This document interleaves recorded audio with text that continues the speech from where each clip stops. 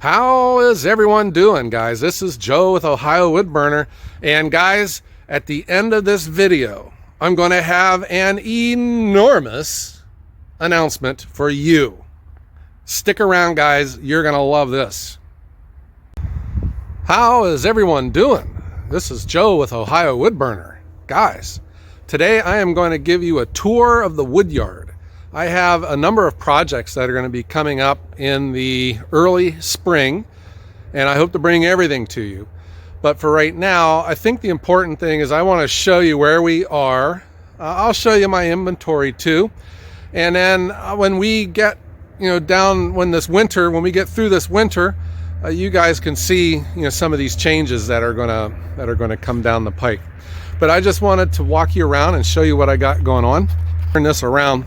The first thing is I'm still doing firewood the same method. Now I got my truck in the way right now because I just got to move some stuff around. But over here is our one of our log supplies, and I'm just forklifting that right onto the Japa live deck. And from there, everything goes through the Japa 365. Oh, greatest wheelbarrow in the world right here, guys. The A.M. Leonard Company from Piqua, Ohio. They make the best wheelbarrow in the world. And there it is. You can buy it online and they'll mail it right to your house. But the logs that don't fit through the Japa, I forklift them over here, and we just go old school on them here. We buck them into 16-inch rounds and then through the axis and then into the trailer. I'm using my 4x4 truck with the trailer right now. Sometimes it's just, when the trailer's hitched up, that's the one that I use. And this is my new trailer, and we're in the process of stacking this. So this wood gets stacked, and then it's going back here. There are now 7 rows of split firewood. So this is just getting ready for restaurant consumption. I got some odds and ends back here, and then this is just some cherry that I have. I put this up here. It just keeps the wind from blowing through. Makes it a little bit more nice to be underneath here when the wind's whipping, because when we get to this section, we load under the roof, and then when I have a trailer that's full that might be going out tomorrow or in a couple days, I'll park it under the roof just to keep the snow off of it.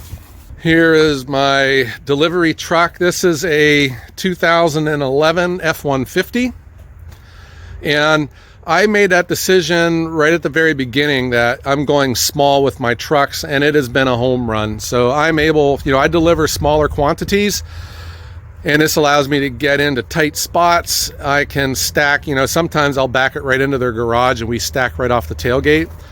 And, I know with firewood, everyone, you want a bigger truck and a bigger this and a bigger that. And every time that I've had that crossroads, I have resisted that and then had gone small. So I swear by the half-ton pickup truck. Here's our logs that I think the video, I'm pretty sure I showed it, where these got stacked. So these came from Log Hauler Jesse. There are cherry, maple, and ash in here, and there's some hickory. I think right there is a hickory log, so that's kind of cool to have. So next up is the approach, and a lot of you watched us construct this, and that was a lot of fun. We used the mini excavator from Lepo. I had my good friend Fred, the retired operator. He came out here and dug all this out, and we brought in a lot of gravel, and this has really changed everything for us, because when the weather would turn here in Ohio, the ground, it's soft and mud, and the trucks just couldn't get through here. This is a 50-foot stretch to our road, and it might as well have been 5 miles because the trucks just couldn't negotiate this. And here is something that I'm really excited about. If you guys recalled back last spring, our gigantic elm tree had blown over in a storm. And it was a gorgeous tree. And I saved some of the trunks. And one of my loggers that brings me logs also has a sawmill, and he went ahead and took some of those big trunks and he made some 1-inch boards out of them. And I'm not sure what, and I'm not in the woodworking, but I was thinking that this could be a family heirloom, because that is such a gorgeous tree. It had the classic elm shape, and it was a sorry sight to see it go. But anyhow, I got me some elm boards, and I'm going to get these stacked and stickered and covered and let these things dry out. So let's head on up the timber road here, guys. We're going to be walking out this way, and this is going to be our new production area that I'm calling the back 40. I love that term. We're going to be moving all the machines, all of our production back here, and this is the road that's made out of timbers. This road is made out of oak mats. They are 4 feet wide, 16 to 18 feet long, and they have 4 1-inch bolts run through each one of them. And because this area is just a swamp, man, between here and right up to where that wood is stacked right there, it's just a swamp. And the timbers really made things nice for us to get these laid down so that we can just drive the truck over. I had looked into getting this dug out and have a gravel driveway made, but good heavens, it's just too expensive. There's no way I could do such a thing. So let's walk on up the timber road. Let's go to the back 40. And these are rows of cherry, and then down here is mix. These are this is wood that was made last year. This is seasoned and ready to go. Same thing on this side. But what I'm going to start doing, guys, is I'm going to start, instead of stacking the wood perpendicular to the road, I'm going to start stacking it this way, because it makes loading the truck so much easier when you're broadside. You can just stand here and chuck it into the bed, and then get up into the bed and stack it neat. Man, when you're running laps back and forth, that gets old after a while. So I would envision both sides of this road is going to have wood going with it, and that would allow me to get the truck loaded up a lot easier. So here we come up the timber road, and there is a highway in our backyard. We live out in the middle of a cornfield, but I am still sensitive to noise and aggravating the neighbors. So I don't run my saws. I don't run the machine on weekends. When I do run my saws, which are much louder, I think, than the machine, I'm serious. I don't run my saws probably no more than a half hour, and probably no more than 2 days a week. I try to keep that to a minimum. So it's just mostly running the machine, which still, I think the saw motor, is high speed. It makes a high pitch whine, but I think it's much quieter. Because I don't know if you can hear it through the phone. The highway back here, it's always like a constant drone. But I still, it's just my thing. I try to be nice to the neighbors. Here are your mats. So this mat goes from here to here, and that's one mat. So Log Hauler Jesse would lay these down, and we just constructed this road, and he kept backing up. So here's another mat, and another. So it's not perfect, but it was very economical, because free, you can't beat the price. And I obviously would pay Jesse for his time and labor, but we're coming back here and expanding, and we're probably going to have one more truckload of mats to lay, because I would envision the Japa being set over here and the conveyor spitting the wood this way, and I could just leave my trailer right on this road, and I wouldn't have to get turned around or anything. I could just back it into the spot and then drive it away to get it stacked. Some of the challenges, though, with the timber road is you got some holes where you can, you got to watch where you're walking. My plan is we're either going to bring gravel back here and fill in a lot of these voids, because my tractor is still going to have to drive over top of this, but I'm also dumping my scraps back here and filling up the gaps, just to make it better to walk on and make it easier for the tractor to drive on it, because we still don't have our idea where we're going to lay all this stuff.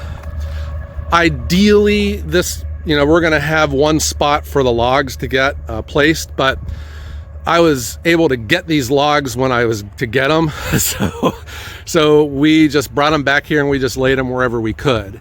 I think in a perfect world, once I can get all of these processed, the skidway, and that's what the Amish call them out here, where we would stack the logs, would be back here. I would drive my tractor, fork the log, and then turn and then place it on the live deck here. Unless you guys got a better idea. And that's where the reality of my processor, makes logs from right to left. And I don't know, that's one of these things that you never think of. And when I bought my first processor, just knowing how my driveway was laid out, where the logs would be placed and where the conveyor is going to go, I knew that I needed a machine that worked from right to left. If you have a big enough yard, it probably doesn't matter. You just set your machine, just face it the other direction. But at least out here, I was wanting the engine pointing towards the highway. So all the noise is going here instead of, towards the houses. So, but if I set it back here like this, then the conveyor is facing the wrong direction, because I want the conveyor over top of this road, so that the wood can just go into the trailer and then straight out. One of our production principles is the firewood that we make never ever touches the ground. That keeps our wood out of the mud. It also makes things easier on our backs. We're not bending down and picking stuff up off the ground. Those dump trailers are great, man. They're like the biggest wheelbarrow in the world. So we process right into the dump trailer, and then we take the dump trailer to where we're going to stack it. And then we tilt it up and we just stack right off the back of we never leave any of our wood in a pile. And that is one of the things that I've learned about value-added firewood, man. You get it stacked off the ground in single file, it dries out nice. The bugs and the ants stay out of it.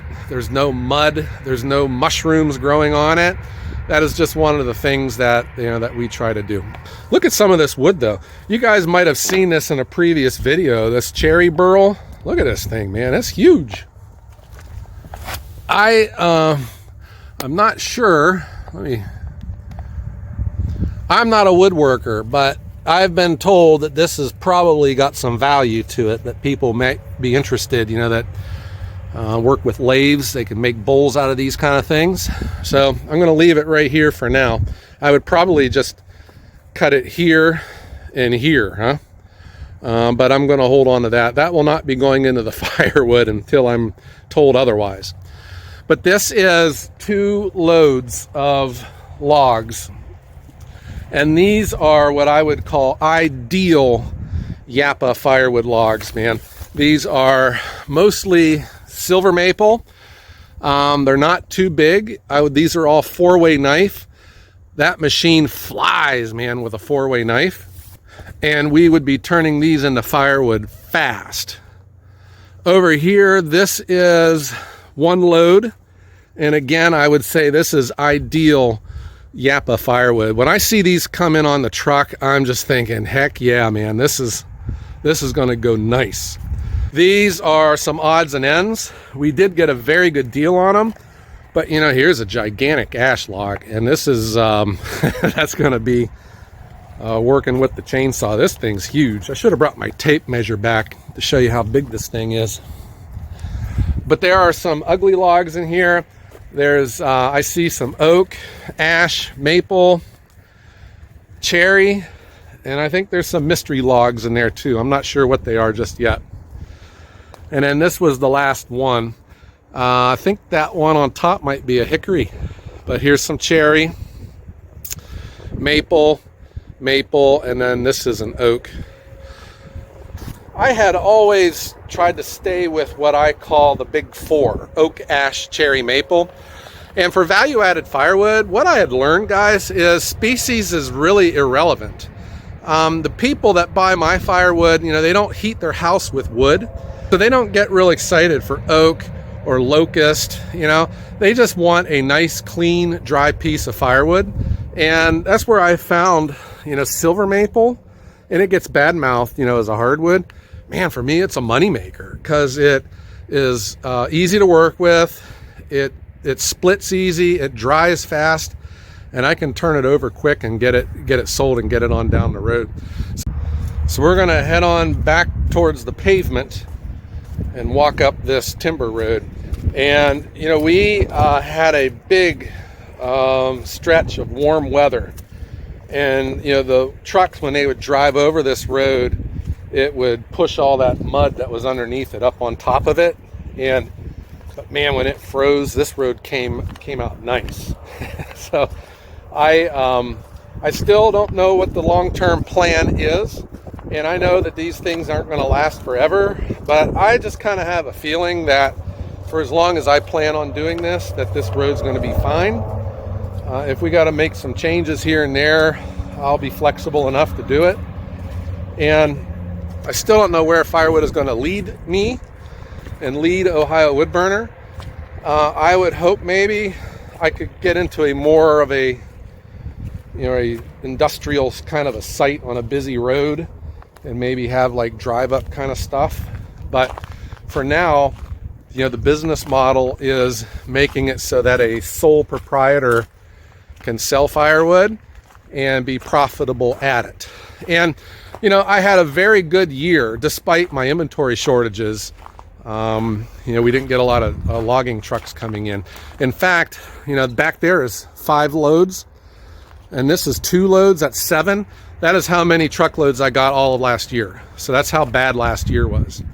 Obviously, this road has helped, because if not for this road, I wouldn't have got those 5 back there. So that's how important that was. But you know, we're trying to address our inventory needs. My point is, you know, we had a very good year, and of course you want to grow, but for me, do I want to grow by selling more versus selling less at a higher margin? And that's where I'm still trying to figure out. There's got to be a way to make even more money per cord.